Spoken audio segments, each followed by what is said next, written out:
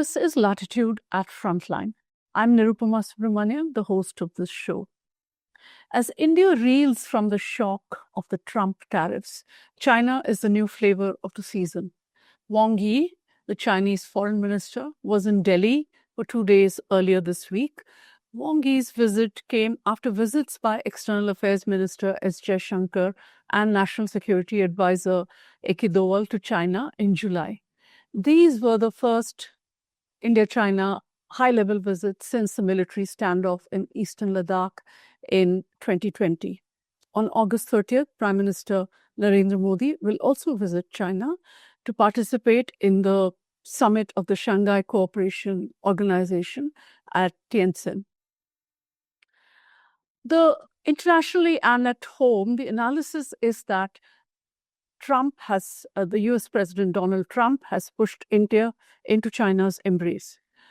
What is India getting out of this engagement? Are its core issues being addressed? What is driving Chinese engagement with India? And what does this India-China re-engagement mean in the wider geopolitical context? To find out more about all this, my guest today is Ashok Kantha, who was India's ambassador to Beijing from 2014 to 2016. After his retirement from the government, he was director of the Institute of Chinese Studies and is now associated with the Vivekananda Foundation as Honorary Fellow. And he's a highly respected commentator on India-China relations. Welcome to Latitude, Ambassador Kantha. Thank you, Nirupama. Thanks for inviting me. Can we start by talking about Wang Yi's visit? A 10-point agreement was signed. One agreement is that the two sides will keep a political perspective of the overall bilateral relationship while seeking a settlement of the boundary question. In accordance with the 2005 agreement on political parameters and guiding principles for settlement of the India-China boundary question. It's quite a mouthful. What is the significance of this? What does it mean? Is it a shift from an earlier held position? Well, Nirupama, first on the visit of Foreign Minister Wang Yi to India, it was an important visit and it was part of a process which commenced when Prime Minister met with President Xi Jinping at Kazan, Russia, in October last year. You referred to other high-level visits from India. There was also a visit of Defense Minister that was also in context of SCO. Right. Foreign Minister Wang Yi's visit, as you mentioned, has resulted in a 10-point understanding.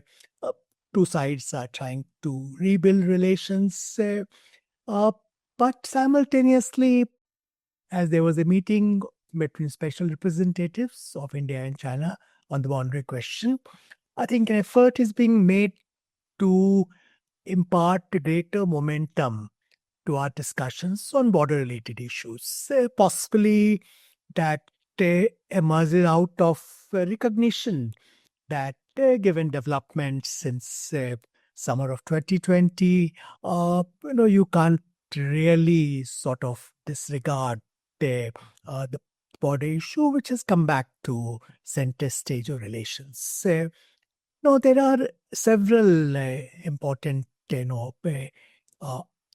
initiatives there. The most important, of course, is one regarding early harvest on the border issue. Now, this is something we need to understand. There is a reaffirmation of agreement on political parameters and guiding principles for boundary settlement, which was signed in April 2005. And that envisages a political settlement, proceeding from overall relations and not just a settlement based on, technical legalities.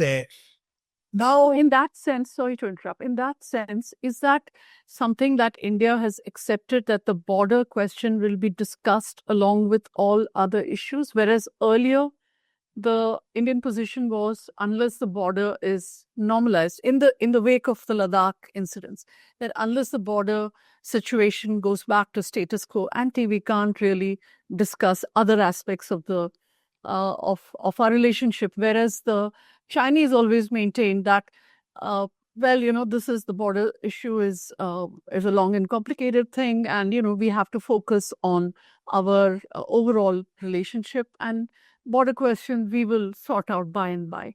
So, in that sense, is this a shift? Well, the position we took that restoration of peace and tranquility in border areas is an essential prerequisite for moving ahead with relations in other spheres. And at present, assessment of Government of India appears to be that there is greater stability along India-China borders. Borders are more peaceful now. So I think that dual track approach is being adopted while we are making progress on what we call people centric and we added this time economic engagement between two countries and that is being done in a calibrated fashion. In parallel, we are addressing both boundary question, which is settlement of boundary issue, and maintenance of peace and tranquility in border, which is border management. On boundary settlement, early harvest causes some sort of anxieties, frankly. This is not a new proposal. It had been broached by the Chinese side earlier also, and that was specifically in context of Sikkim. And at that time, we had pointed out that the agreement of 2005, we referred to earlier, envisages a package settlement covering all sectors of India-China boundary, and that going for a piecemeal approach limited only to Sikkim will not serve much purpose. So we had not accepted that position. There was some discussion on can we, as part of overall settlement, look at Sikkim plus middle sector, address both of them together. I don't know what is the connotation of early harvest this time, but what we have seen that this task is being delegated to an expert group under WMCC, secretary level on our side and Director General Boundary Affairs on the Chinese side. This is, a little surprising because when you're talking about political settlement, understanding always has been that will be discussed with special representatives. When we're negotiating agreement on political parameters and guiding principles, but now if we are discussing at official level, have we agreed on the basis for early harvest? Because Chinese, in fact, if you look at their readout, it talks about border demarcation in sectors which are ripe for settlement. Now, that's again confusing because border demarcation was meant to be absolutely the last stage. The last point. In the process, process was 3-step. First, this agreement, which we have concluded. Second, a framework for boundary settlement, which will essentially involve give and take, adjustments in our respective positions. And third was meant to be delineation on map and demarcation ground. How can we start straight away going to demarcation? That's not consistent with 2005 agreement. Our readout also refers to border delimitation. Now, this term is not used anywhere. We talked about delineation and demarcation. So this is one, I'm a little, sort of confused here. Secondly, if it's confined to Sikkim sector, then clearly we have nothing to gain there because watershed boundary is already agreed. But there are issues relating to tri-junction point in particular. India, China, Bhutan tri-junction. Obviously, we cannot discuss it bilaterally only because Bhutan is also a party for discussion of tri-junction. And there are some other complications. I don't want to go into that. To my mind, position taken earlier not to take up Sikkim alone for early harvest was a very good, sound position, and we should not move away from that. If we want to include middle sector also, there are more serious difficulties there which cannot be resolved. Boundary issue and on alignment to line of actual control. So that's something I don't think can be resolved at the official level. So first, I'm not sure what's the scope of early harvest, whether it will be limited to Sikkim sector. That's the case. It's not desirable. Whether it include middle sector also, we don't know it. So this is one on early harvest. Second, important issue is de-escalation. And I'm happy to see that we are starting with discussions on principles of de-escalation. That's a very sensible approach to adopt because earlier also, 1996, we had agreement on military confidence building measures. We had agreed that ceilings on deployment of troops in specific areas will be determined, take to account parameters like border infrastructure, nature of terrain, and most importantly, time taken to induct and de-induct troops. So we cannot have numerical equivalence because China has advantage in all these areas. So I think those things need to be resolved. Then border management, this is an ongoing exercise. To my mind, an important issue which should not be left out is what you initially mentioned, restoration status quo ante. Chief Army Staff has referred to it on more than one occasion in public domain that we would like things to go back to as position as in April 2020. We still have, the so-called buffer zones, which involve restrictions on patrolling by our troops and grazing by our herdsmen in areas they were visiting until April, May 2020. So I think that needs to be set right. So, but the understanding of the buffer zones in the Indian establishment circles, people that I have spoken to, including on this program, it seems to be that while these buffer zones were carved out of area that India had claimed, that India had claims on or has claims on, China had also claimed the same areas. So if Indian troops cannot patrol there, nor can the Chinese. So in a sense, it has affected both sides equally. Would you agree with that view? I don't want to go to specific pockets here. Yeah.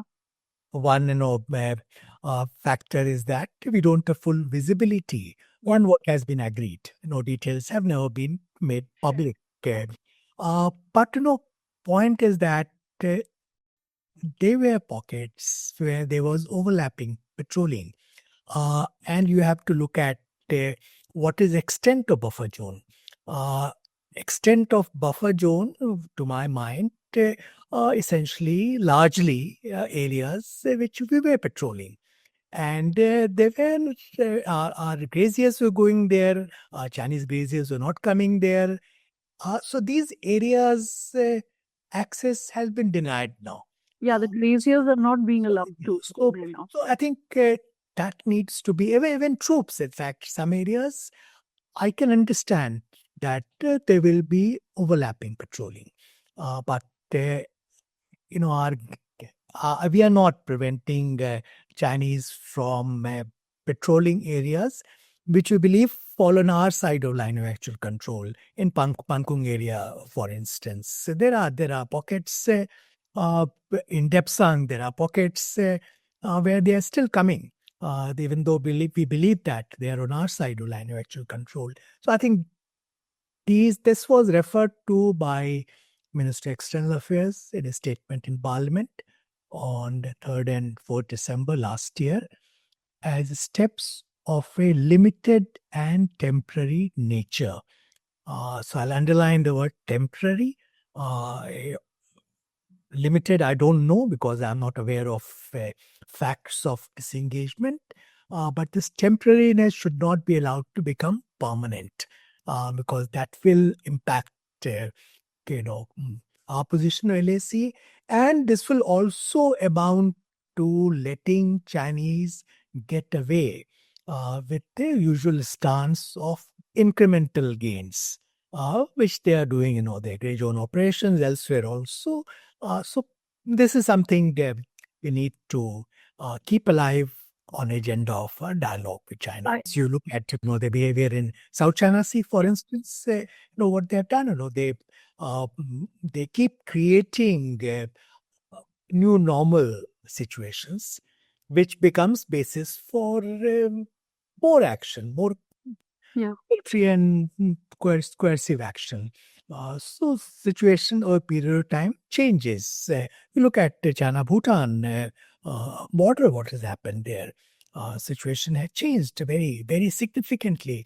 We shouldn't fall into that trap, that position. The other thing about the agreement is that the Chinese readout on Taiwan and the subsequent rejoinder by the Ministry of External Affairs that India, it seems to suggest that India came under some pressure to declare that Taiwan is a part of China. And the MEA has refuted the Chinese claim that Mr. Jaishankar said Taiwan is a part of China, which the Chinese readout was claiming. Mr. Doval said India had always adhered to the one China policy. We do have a one China policy, but we had stopped reiterating this as we used to at one point for nearly 2 decades now, if I'm not mistaken. Perhaps from 2009 onwards, we are 9 onwards. Yeah. And because the Chinese were issuing staple visas on to people from Jammu and Kashmir and Arunachal Pradesh. So that was our response to those staple visas. So should we be coming under pressure to make these reiterations on one China without reciprocal guarantees from the Chinese on Kashmir and Arunachal? Clearly, the Chinese side has been putting pressure on the issue of some kind of statement coming from India on Taiwan being part of China and one China, principle. There's a reason why we had decided not to reiterate, one China principle. You referred to staple visas, etc. There's also concern that when it comes to Pakistan-occupied Kashmir, China is engaging in activities including undertaking large projects which completely, go against our, territorial integrity and sovereignty. So we have been telling them that, look, it can't be one-sided, that we keep reiterating one China principle or policy, and from your side you do things which undermine our sovereignty and territorial integrity. In fact, I recall that the first meeting, in fact, India government had in June 2014 when Mr. Wang Yi was foreign minister at that time also. He had come to India and had a very substantive meeting with then Minister of External Affairs, Mrs. Sushma Swaraj. And she conveyed very clearly that, if you expect us to refer to one China policy, then you must respect the one India policy also. we have our own concerns. If you have to, so it was conveyed. It's not, it's not something which we have been ducking. We have been responding to it in upfront manner. Now, this time, what seems to have happened?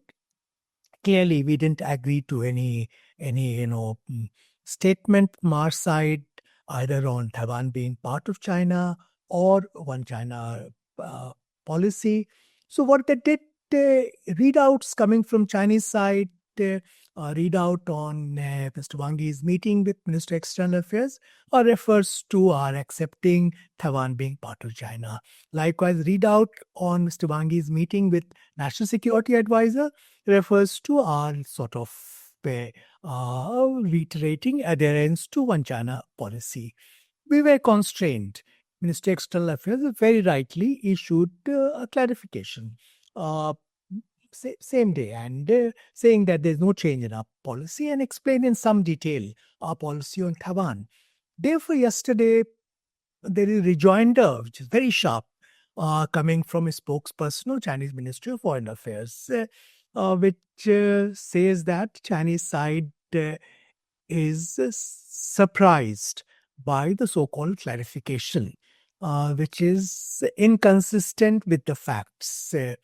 And it adds that it would seem that some people in India have tried to undermine China's sovereignty on the Taiwan question and impede improvement of China-India relations. China has serious concern and firmly opposes that. And it goes on to give this advice. We hope that India will earnestly abide by the one China principle, handle sensitive issues, properly handle sensitive issues, and promote steady development of bilateral relations. So you can see that from their side, the pushback has been very strong, and they could have allowed clarification to stay.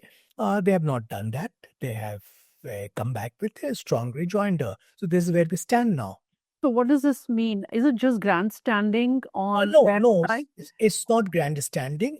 There's a very clear message that when it comes to their sensitivities, they are going to convey their views bluntly, frankly, and in upfront manner.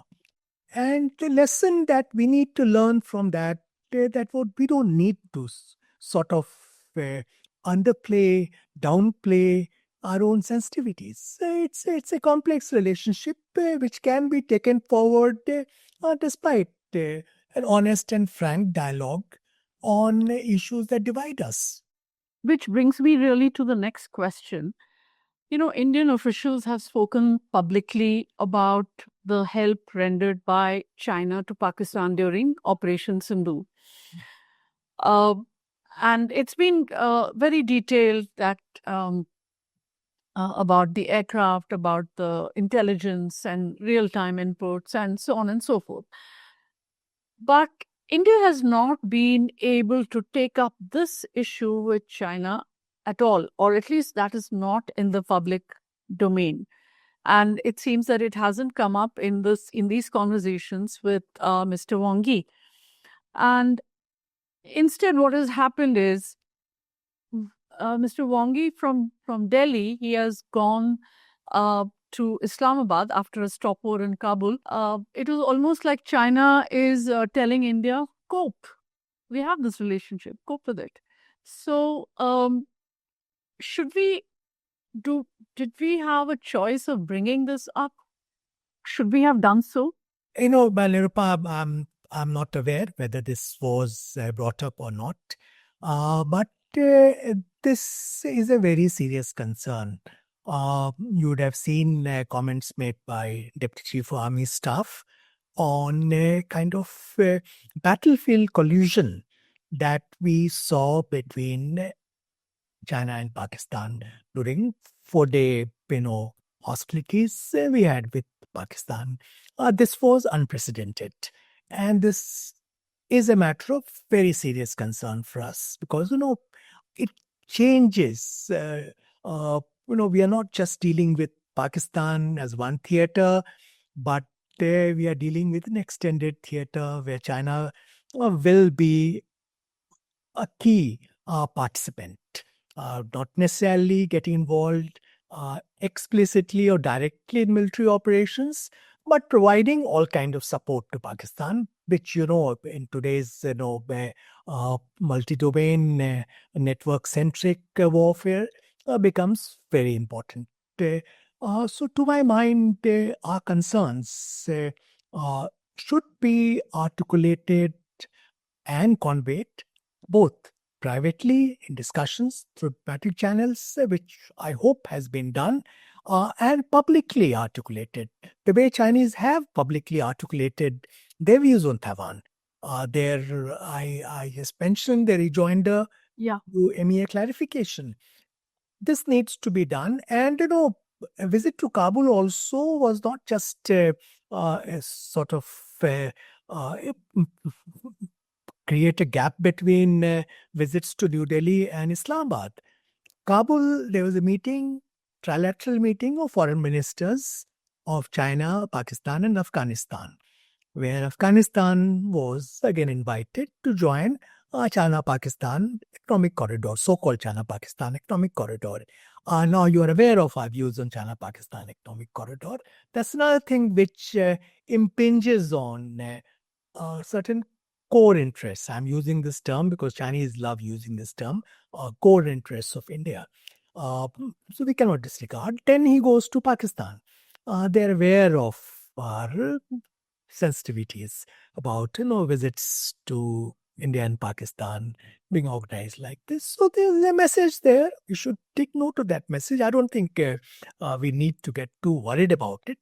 But point is that we should not be in a state of denial about certain unpalatable facts in India-China relations. I would strongly recommend that, as Prime Minister conveyed to Foreign Minister Wang Yi, we must seek stable, predictable, and constructive relations with China. But that has to be forced on the basis of acknowledgement of facts. And we should not have illusions. It's good that we are sort of focusing on border-related issues. That's a good development. But this needs to be thought through very carefully. Likewise, on other issues, you have a question of this large Chinese hydropower project coming up in immediate vicinity of India, which has very serious downstream impact on India in different areas, water flows, environment, disaster, earthquake is a highly earthquake-prone area. I'm happy that Dr. Jaishankar raised it with Wang Yi. This is there in the readout, separate readout, which came from MEA. But in 10-point understanding, there's no specific reference to this project, though there is a reference to, we have a joint mechanism on transborder rivers. Hopefully, it's discussing this matter also. But again, this is an issue which needs to be debated, discussed, and our concerns conveyed both through diplomatic channels and, in public domain, as Chinese do. On that dam, have we lost some leverage because of our action with regard to Pakistan on with the Indus Waters Treaty? Because no, I two situations are not at all comparable. I'm aware of some people in China and sometimes also in India are raising it. It's a red herring. When it comes to India's dealings on transboundary rivers, we have been a very generous co-riparian. Even with Pakistan, despite all provocation, we are not. It's not that we stopped, flow of waters or we are interfering with it. we have put the Indus Water Treaty in abeyance. But if you look at India-China transboundary rivers, uh, all we have 3 MOUs on sharing of data and this joint mechanism. Even these MOUs have not been renewed. We are discussing renewal for quite some time. This time also it was discussed. So how they are not even willing to share with us hydrographic data for lean season. At present they're only prepared to share with us emergency, data. So they're referring to our arrangements which are far more generous. That's not at all a comparable situation. On terrorism, which is the only hint that Pakistan was discussed from our side during Mr. Wang Yi's visit. India, I think, was from India's side, there was a push to China saying that terrorism, cross-border terrorism, must be condemned. But I think from the Chinese side, there was a watering down of this. Do you agree? Well, India and China are not quite on the same page when it comes to transborder terrorism.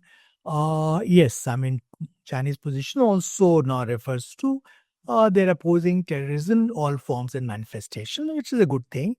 But in practice, what do you see? They continue to come in the way of designation of known terrorists in 1267 Committee of UN Security Council.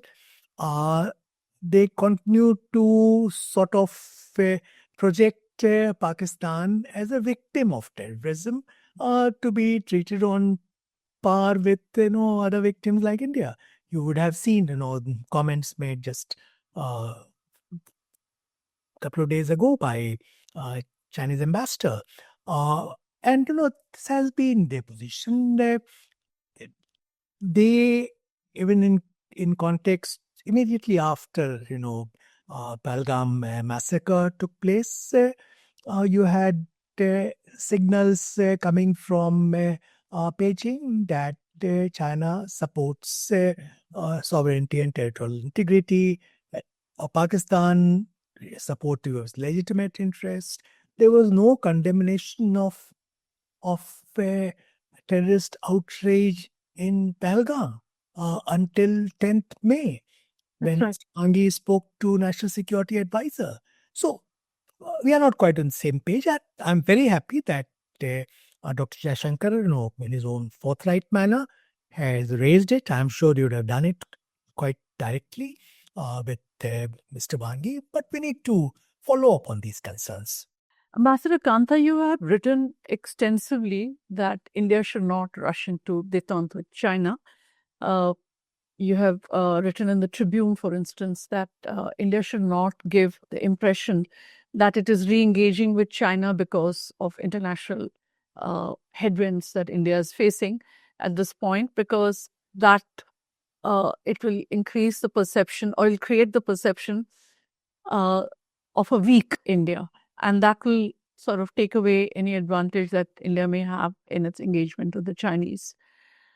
What is your assessment now after Wang Yi's visit?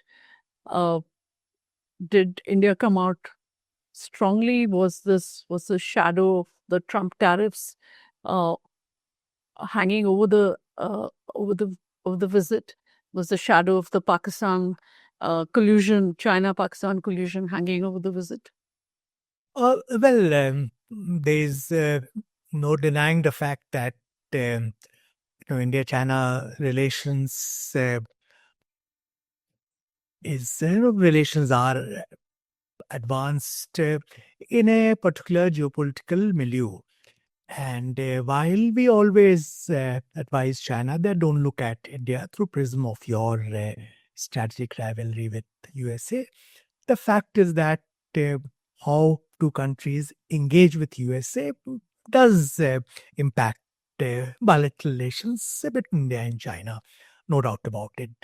But the point I was making is that you know we are facing a degree of turbulence in our strategic relations with the USA, no doubt about it. Uh, but that should not, lead to our trying to, sort of rush towards any kind of detente with China. I'm all for detente, but that should happen, as per bilateral drivers of India-China relations. That should happen when China is more responsive to some of our concerns. Uh, in fact, I mentioned earlier that it's a desirable objective to seek stable, predictable, and constructive relationship with China. But my own experience of dealing with China is that if we, engage with them from a position of weakness or perceived vulnerability, we are not in a good place. So at this point of time, any expectation that are trying to make up with China will somehow give us more ballast or will compensate for strategic deficit in our relations with USA will be an ill-founded premise because nature of our relations with China are very different. It remains a difficult, complex relationship. Uh, Convergence of strategic interests at this point of time is very limited. They remain I never call China an adversary or enemy, but they do remain our primary strategic challenge. So we need to deal with them. I mean, this is no secret. We need to deal with them. As such, we need to have better relations with China, but not because, we are facing some difficulties with USA. But in a sense, this re-engagement with China precedes Trump, precedes the arrival of Donald Trump as second term president of the US. It had started even very early last year. In fact, from the time that there was this feeling that India needs to re-engage because of its own economic concerns to kickstart manufacturing and so on. And also there was a reaching out from China as well, is my understanding, because China also faced some economic economic issues. So there was a compulsion also on the Chinese side to reach out to India. So why is there this perception that we are actually being embraced, or we are walking into China's embrace because of Trump? No, what you said is absolutely correct. I think that there are imperatives which need India and China to move towards better relations.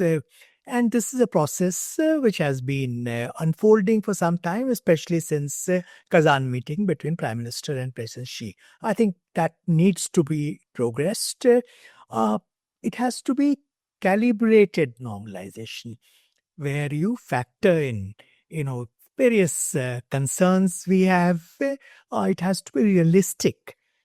This is not a process which can be sort of fast-tracked, or we suddenly declare that no, we can leave those issues behind us. We can have a reset in relations. Reset is not feasible at this point of time. That's the point I have been making. I'm all for seeking much better relations with China, progressing towards normalization of ties with China. Now, why there's this perception? I'm sure our leadership is wise and mature. They do understand nature of our relations with China, and how moving closer to China doesn't quite create a leverage for us in our relations with USA. In fact, sometimes it can become a complication. Look at signaling which was coming from Chinese side.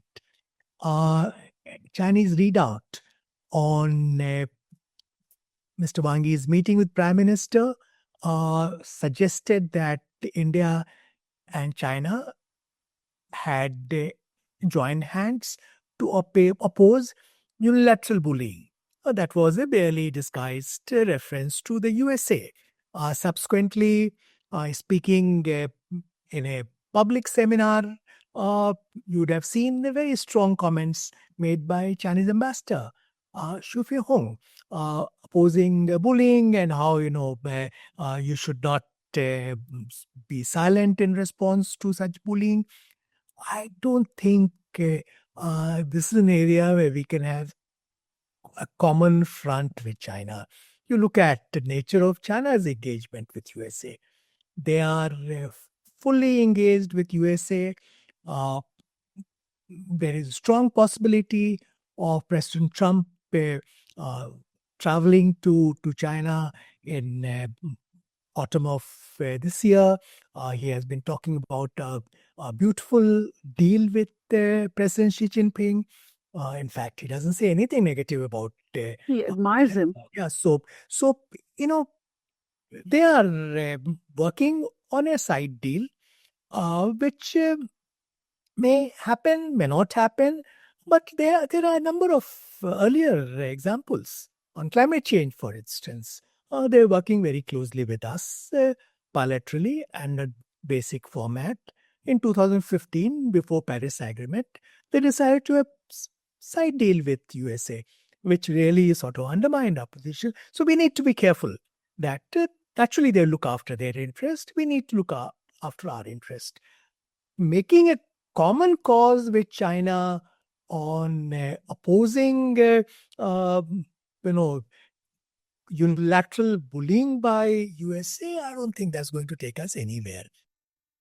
Right. Also, you spoke about President Trump's visit to Beijing.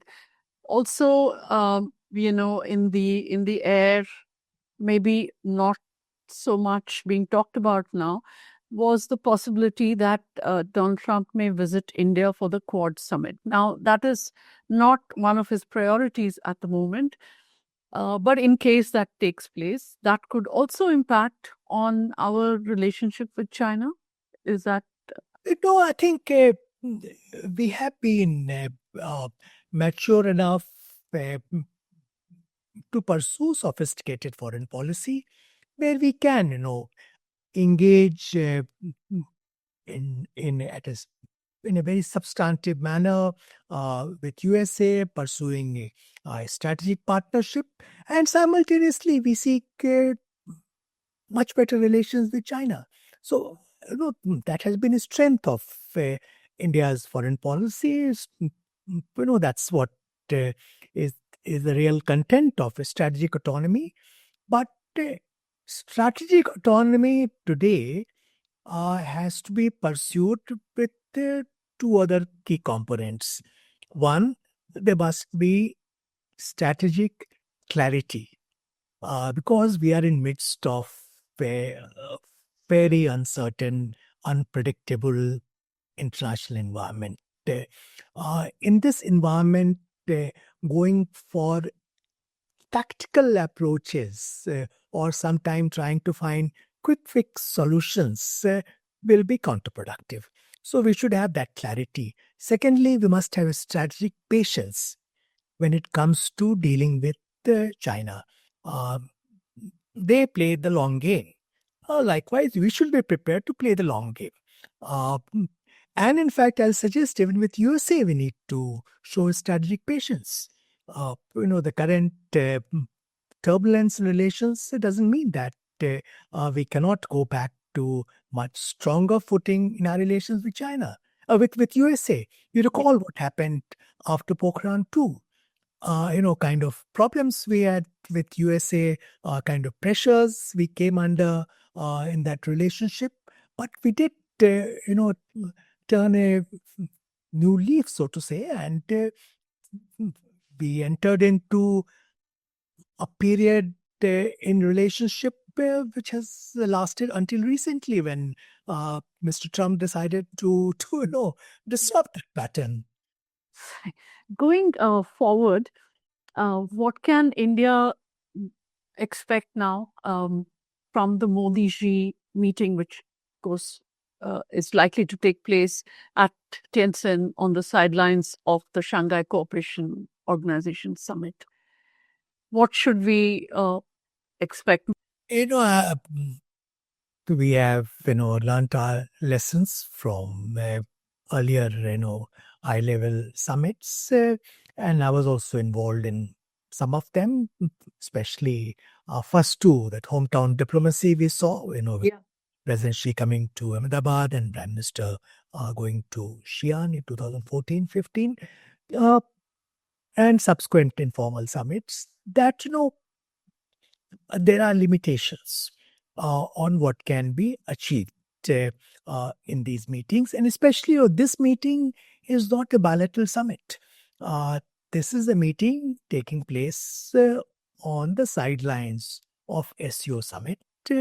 I'm not saying that it should not be a meaningful meeting. In fact, the Kazan meeting was likewise on sidelines of another multilateral event, but it was a substantive meeting, and it resulted in re-engagement with China.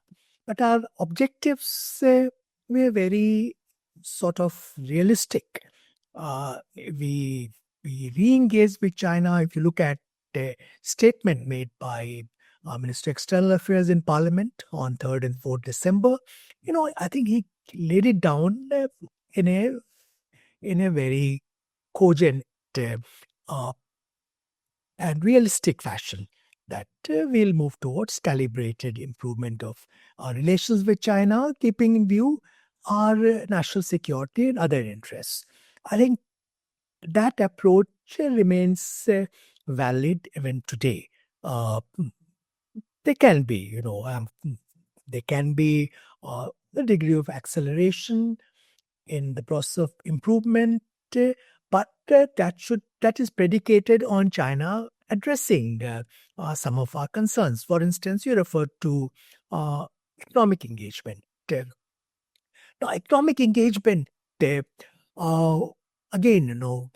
when it comes to trade, is the present trend acceptable? Where I mean, the imbalance is... our exports are going down.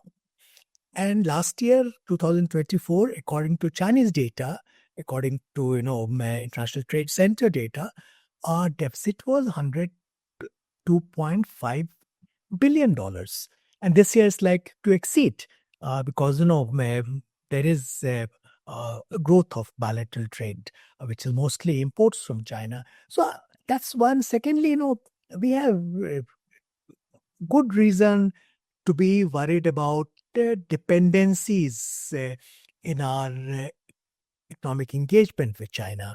You're aware of what has happened recently when China has weaponized those dependencies vis-a-vis USA very successfully on question of on rare magnets. But even India, right? They did the same. No, the USA, they did very successfully, which led to trade truce. But they did it with us as well. They stopped supplying certain specialized fertilizers. Earlier, they had stopped supplying tunnel boring machines where we depended on them. They asked Foxconn to withdraw Chinese nationals working on their facilities in India. I'm happy that these issues were taken up. There's an announcement on, at least in our media, that these restrictions have been lifted. Well, I don't know. I mean, there are two things there. One, what are terms and conditions. Like rare earth magnets, any resumption will be through a process of end-use certification with very extensive documentation, where, if Chinese are not comfortable with end use, they will deny. So it will be a very qualified process. Secondly, point purpose was to convey to us our vulnerability. It's a spigot that they control. They can turn it on when they like, they can turn it off when they like. We should bear that in mind. Dependencies cannot be sort of overcome overnight, but we should have a policy which will be perhaps protracted and painful for economic de-risking. Not only vis-a-vis China, perhaps vis-a-vis some other countries which are prone to use such dependencies as instrument for putting pressure. So that should be a major objective. Likewise, when it comes to manufacturing, you refer to manufacturing. Again, we should be realistic. Do we really expect China to step in and make India a major manufacturing hub? I doubt it. Yes, they would like their companies to invest in certain areas, but value addition so far has been very limited. The restrictions on transfer of technology, which are likely to become more stringent. For instance, their EV companies are unlikely to transfer technology to India. They are in battery and electric batteries. There are regulations now imposing restrictions on any export of technology. So Chinese are becoming very careful on this front. So yes, in areas where it's in our interest to get Chinese investment, we should do it. But we should be very clear about what will serve our interest. And we should not lose sight of economic security and national security. Chinese are always mindful of that. We should be likewise careful on that account. So no delusions, as you said. And no, but still, I'm not at all saying that we should not proceed with normalization of relations with China with a sense of urgency. We should do that. But as you said, no delusions. It should be based on a realistic appraisal of the context in which we are seeking normalization. It should not result in, our entering into arrangements which will in fact negatively impact on our vital interests. Thank you, Ambassador Ashok Kantha. It was a pleasure speaking to you. Thank you for sharing your time and your insights. Thank you. Thank you.